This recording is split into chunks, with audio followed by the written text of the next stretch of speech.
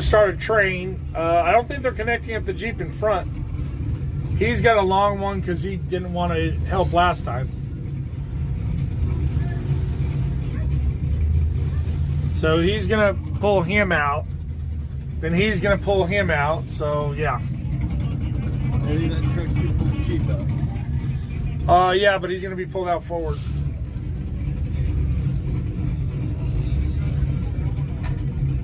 It's just, this is why I like this truck, because I don't have to worry about yanking.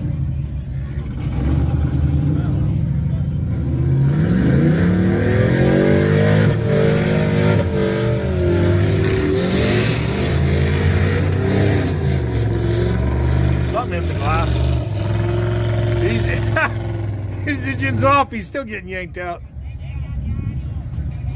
I think he stalled it.